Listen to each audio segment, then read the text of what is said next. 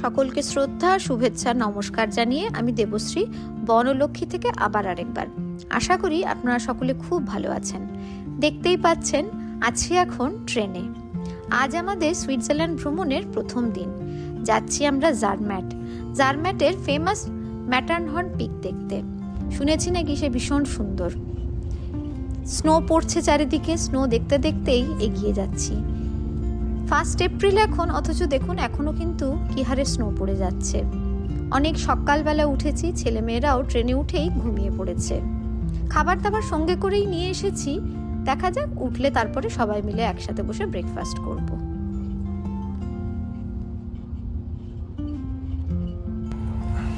এই যে দুজনে এখন ঘুম থেকে উঠেছে, ঘুম থেকে উঠে এবার আমাদের ব্রেকফাস্ট হচ্ছে চিকেন স্যান্ডউইচ। বাড়িতে চিকেনটা বানানো ছিল, চিকেন স্যান্ডউইচ খাচ্ছে। ঘুম টুম হলো, প্রায় ঘন্টা 1.5-2 রাস্তা আমরা চলে এসেছি। এই যে এদিকে চিন্ময় বসে আছে, কখনো রোদ উঠছে, কখনো স্নো পড়ছে, একটা অদ্ভুত ওয়েদার। এই দেখুন কি সুন্দর একটা ছোট্ট সরু নদী বয়ে গেছে। রংটা কি অদ্ভুত সুন্দর, গাঢ় সবুজ। বাইরের দিকে তাকিয়ে আছি, চোখ যেন আর সরাতেই ইচ্ছা করছে না। কখনো সবুজ মাঠ, কখনো বরফে ঘেরা পাহাড়, অদ্ভুত এক সৌন্দর্য। সুইজারল্যান্ড মনে হয় মানুষ এই নেচার দেখার জন্যই কিন্তু আসে। এটা কিন্তু আমার ড্রিম ডেস্টিনেশন বলতে পারেন। আমি এর আগেও এসেছি, কিন্তু এই সুইজারল্যান্ডে আসার ইচ্ছা যেন আমাকে সবসময়ই টানে। তো আমরা এখানে এসেছি সুইস পাস নিয়ে, মানে আমাদের 3 ডেজ সুইস পাস আছে। দুজন অ্যাডাল্টের অ্যারাউন্ড 580 ইউরো মতো পড়েছে। কিডসদের মোটামুটি ফ্রি বলা চলে। আর ট্রেন জার্নিটা বড্ড বেশি আর কি। বেশি হলেও এটা কিন্তু কষ্টদায়ক নয়, এটা আনন্দদায়কই বলতে পারেন। সুইজারল্যান্ড যদি খুব ভালো করে ঘুরতে হয় বা নেচারকে এনজয় করতে হয়, তাহলে আমি বলবো ট্রেনে করে ঘুরলে সেটা সবচেয়ে সুন্দরভাবে উপভোগ করা যায়। গাড়ি করে ঘুরে কিন্তু এই নেচার এত ভালোভাবে উপভোগ করা যায় না। আমরা গাড়ি নিয়েই এসেছি, আমরা কনস্ট্যান্সে যেখানে রয়েছি সেখানে আমাদের গাড়ি রেখে দিয়েছি, কিন্তু আমরা ট্রেনে করে ঘুরে ঘুরছি। আর এই সুইস পাসে মোটামুটি সব ট্রেনের কস্টই কিন্তু ফ্রি। একমাত্র ধরুন পাহাড়ের পিকে ওঠার জন্য যে গন্ডোলা বা যে ট্রেনগুলো দরকার হয় সেগুলোর টিকিট কাটতে হয়, আর সেগুলো কাটলে সুইস পাসের থ্রুতে সেগুলো হাফ প্রাইস মোটামুটি হয়ে যায়। কি সুন্দর দেখুন, পাহাড় সাদা একদম, মানে মনে হচ্ছে সাদা চাদরে কেউ ঢেকে রেখেছে চারিদিকটা। পাহাড়ের সামনে দিয়ে বয়ে গেছে ছোট্ট পাহাড়ি নদী। আর এই দেখুন এই পাহাড়গুলো একদম কিন্তু রুক্ষ, এই পাহাড়গুলোয় কোনো বরফ নেই। মানে সুইজারল্যান্ডের এই ভিউ দেখার জন্য মানে পৃথিবীর সব দিক থেকে কত লক্ষ লক্ষ মানুষ যে আসে, মানে সে বলার নয়। আর এই মাঝে মাঝে কাঠের বাড়ি, এগুলো কিন্তু খুব যে বড় হয় তা কিন্তু নয়। দেখুন সামনেটা সিমেন্ট দিয়ে বানানো, ভেতরটা কাঠের। এটাও এরা নেচারের জন্যই মনে হয় এরকম ভাবেই বানায়। বাড়িগুলো কিন্তু ভীষণ এলোমেলো ভাবে মানে সাজিয়ে রাখা রয়েছে। দূর থেকেই যখন দেখা হয় পাহাড়ের কোলে এই ছোট্ট ছোট্ট বাড়ি, তখন কিন্তু ভীষণ ভালো লাগে। আর আমাদের মোটামুটি ধরুন 5 থেকে 6 ঘন্টা জার্নি। আমরা প্রথমে একটা বাসে উঠেছি, বাসে প্রায় আধ ঘন্টা, তারপরে সেখান থেকে আমাদের 4 থেকে 5খানা ট্রেন চেঞ্জ করতে হয়। তো এই ট্রেন চড়াটাও কিন্তু খুব ভালো লাগছে। বহুদিন পর যেহেতু চড়ছি, ঠিক সেই ছোটবেলায় মামা বাড়িতে যাওয়ার কথাটাই মনে পড়ছে। মামা বাড়িতে যেতাম, এই ট্রেন বাস সেটাই যেন কি অদ্ভুত ভালো লাগতো, ভীষণ আনন্দ হতো। আর এই স্নো দেখছি আর মনের ভেতরেও যেন একটা শান্তি লাগছে, একদম শান্ত শুভ্র। এসে গেছি আমরা জারম্যাট। হ্যাঁ চলো। এই দেখো এটা সাধারণ একটা ভিউ। এই জারম্যাট থেকে আমাদের আরেকটা ট্রেন নিতে হবে, সেটাতে করে আমরা গর্নার গ্রাড যাব। সেই জন্য টিকিট কাটতে এসেছি। টিকিট কেটে আমাদের যদিও সুইস পাস আগে থেকে নেওয়া আছে,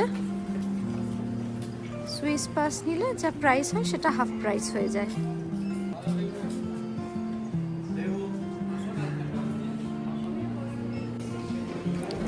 যে এরা সব যাচ্ছে সব স্কি করতে, প্রচুর ছেলে মেয়েরা রয়েছে, এই যে এরা সব যাচ্ছে স্কি করতে গর্নার ঘাটে।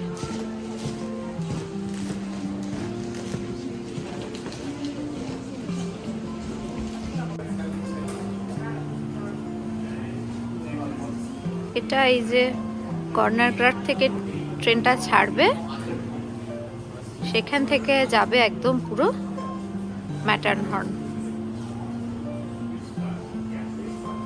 গর্নার ঘাট, তারপরে লেগেন্ডেয়ার, ফিন্দেলবাগ,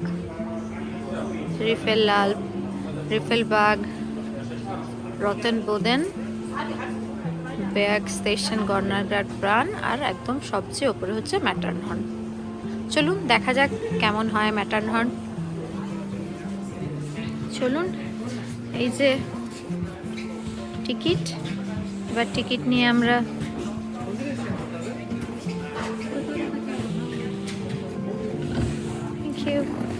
চলো চলো চলো।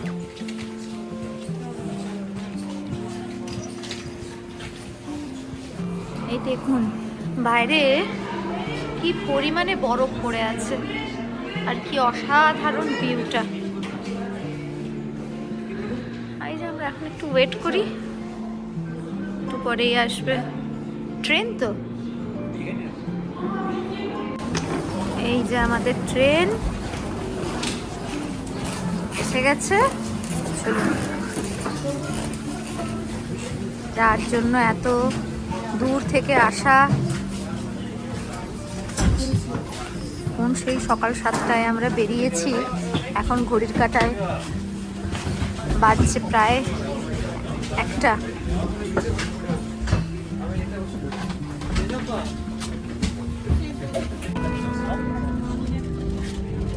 Geschätzte Fahrgäste, die Dornegratbahn heißt Sie herzlich willkommen.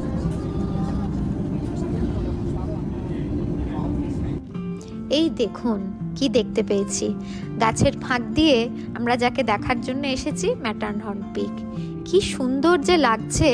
আর এই ম্যাটারহর্ন পিকের ছবি কিন্তু আমরা দেখতে পাই টবলেরন চকলেটের প্যাকেটের গায়ে, লোগো হিসেবে আর কি। এই দেখতে দেখতেই আমরা অলমোস্ট 1/3 রাস্তা চলে এসেছি, এখনো 2/3 মতো বাকি আছে আর কি।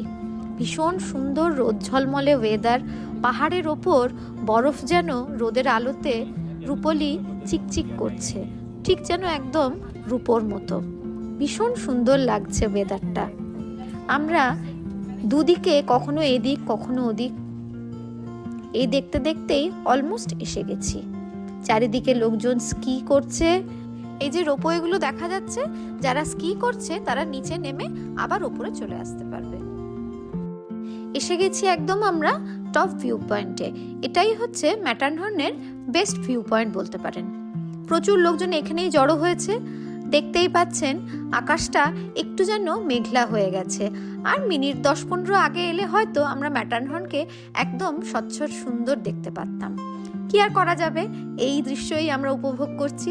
তবে এও কিন্তু মন্দ নয়, চারিদিকে প্রচুর লোকজন স্কি করছে, ছবি তুলছে। আর ওই যে দূরে বাচ্চাগুলো দেখে মনে হচ্ছে টিচার আছে সঙ্গে, টিচাররা মনে হয় শেখাচ্ছে।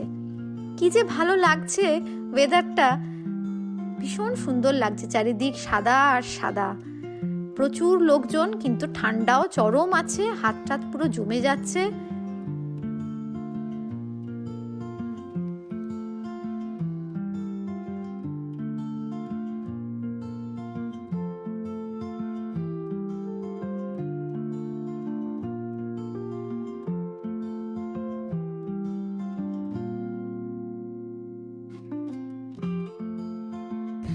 তিতির রানী প্রচন্ড এক্সাইটেড, একটু স্নো নিয়ে খেলতে পারছে না। ওইদিকে স্নো গুলো একটু শক্ত হয়ে গেছে, এই স্নোটা নিয়ে দেখো, এই যে এই স্নো গুলো দেখো, এগুলো স্নো গুলো শক্ত, এগুলো অনেক আগে পড়েছে না স্নো গুলো, ওই জন্য আইস হয়ে গেছে।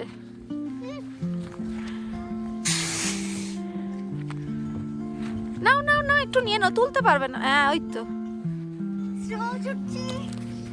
গায়ে ছুড়ো না মা, না চলো চলো, হয়েছে। এত ঠান্ডা, হাত ফ্রিজ হয়ে যাচ্ছে, -3 মনে হয় টেম্পারেচার এখন দেখাচ্ছে। হালকা হালকা স্নোফলও হচ্ছিল। চলে আয় বাবা, আয়। আকাশটা যদি আরো একটু পরিষ্কার দেখা থাকতো, ম্যাটারহর্নটা আরো সুন্দরভাবে দেখা যেত। ম্যাটারহর্নটা একটু ঢাকা পড়ে গেল। এই এটার নাম হচ্ছে, পাহাড়ের নাম হচ্ছে ম্যাটারহর্ন, যে জায়গাটার নাম হচ্ছে সুইজারল্যান্ড আর ইটালির বর্ডার না? হ্যাঁ। আর এই যে আমাদের ট্রেন চলে এসেছে। এবার ট্রেনে করে আমরা আবার যাব নিচে জারম্যাটে গিয়ে, সেখানে গিয়ে আমরা এবার লাঞ্চ করব। চলুন, অসাধারণ দৃশ্য উপভোগ করলাম আমরা। নে নে নে, না না না, তাড়াতাড়ি।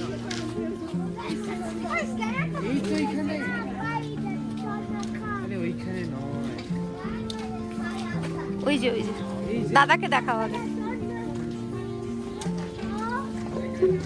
ব্যাস, ওইদিকে ওইদিকে, আমরা উল্টো দিকে গেছি। স্নো পড়ছে, হালকা হালকা স্নো পড়ছে এখন।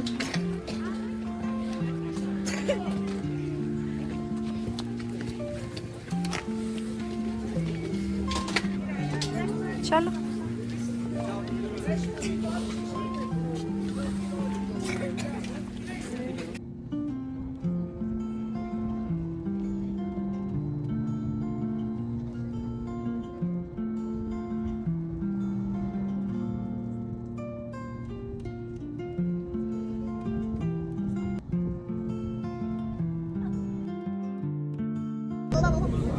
ছিলাম আমরা 10,000 ফিট উপরে, ধীরে ধীরে ধীরে ধীরে নেমে এলাম আবার আমাদের গন্তব্যে। গন্তব্য মানে আপাতত গন্তব্য এখন জারম্যাটে আমরা খাওয়া দাওয়া করব। তারপরে আবার 5 ঘন্টা জার্নি করে আমাদের যেখানে এয়ারবিএনবির হোমস্টে আছে সেখানে গিয়ে আমরা পৌঁছতে পৌঁছতে হয়ে যাবে আবার সেই রাত্রি প্রায় 9টা সাড়ে 9টা। ভীষণ সুন্দর একটা সময় কাটলো, দারুণ একটা দৃশ্য উপভোগ করলাম। এবার দৃশ্য দেখে তো এবার পেট তো খিদেতে চুই চুই করছে। এবার কিছু না খেলেই নয়, ছেলে মেয়েদেরও প্রচন্ড খিদে পেয়ে গেছে। চলুন এবার গিয়ে বরং আগে ভাগে এবার খাওয়া দাওয়াটা সেরে ফেলি, তারপরে আবার আমরা ট্রেনে করে রওনা দেব।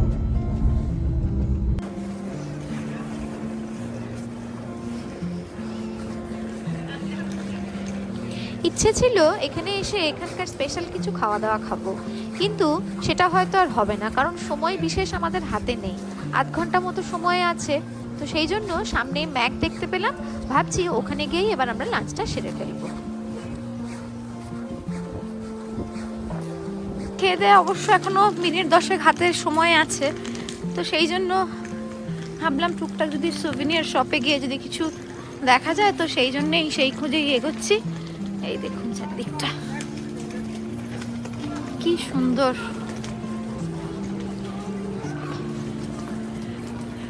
এই যে এটা সুভিনিয়ার আউটলেট আছে। এই দেখুন, দোকান থেকে বেরিয়েই কি দেখতে পেলাম। দোকানে যদিও সেরকম বিশেষ কিছু খুব একটা পছন্দ হলো না, সময়ও নেই, তাড়াহুড়ো করে আর কিছু দেখতে পেলাম না। এখানে গাড়িগুলো দেখুন কি অদ্ভুত, না টোটো না অটো না বাস, কিছুই না।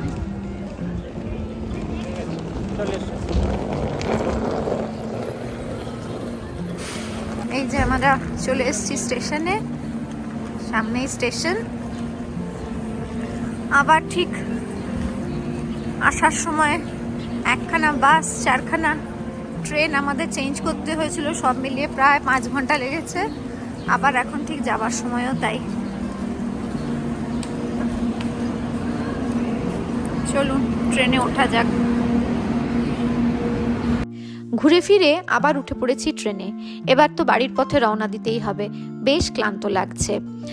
আর 5 ঘন্টা যেতে হবে ভেবে যেন আরো বেশি ক্লান্ত লাগছে, কিন্তু ক্লান্ত লাগলেও বাইরের দিকে তাকালেই না মনটা বেশ ভালো হয়ে যাচ্ছে।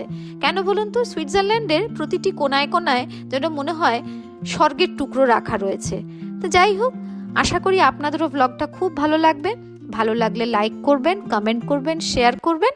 আবার খুব শীঘ্রই ফিরে আসবো নতুন কিছু নিয়ে। নমস্কার।